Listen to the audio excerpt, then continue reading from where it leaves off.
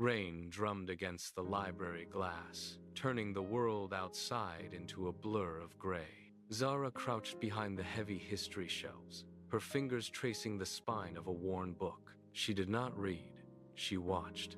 Across the aisle, Ayan sat hunched over his desk. His pencil moved in quick, rhythmic strokes, filling the margins of his maths workbook with swirling nebulae and jagged planetary rings. They existed in this silent orbit for months, two planets caught in a gravitational pull that neither dared to cross. Then, the storm intensified. A crack of thunder shook the building, and the library plunged into total darkness. The hum of the fluorescent lights vanished, leaving only the erratic, silver flashes of lightning to illuminate the rows of books. Zara jumped, her stack of heavy hardbacks slipping from her desk.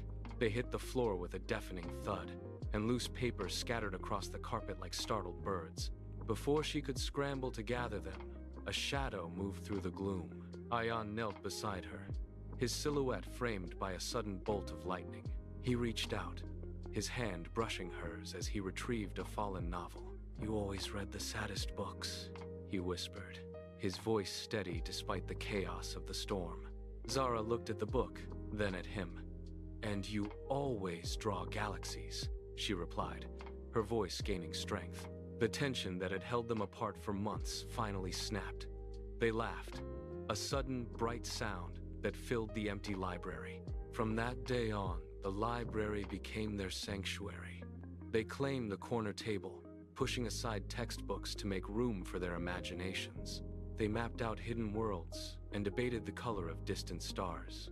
They spent hours theorizing about the final destination of dreams. The silence was no longer a wall, but a shared space where their two worlds finally collided. On the final day of the term, Ayan slid a folded piece of paper across the wood. Inside, he had sketched two figures perched on the rings of Saturn. Below it, he wrote, "Some people feel like home, even before you know their favorite color." Zara looked up and smiled. Outside, the rain finally ceased.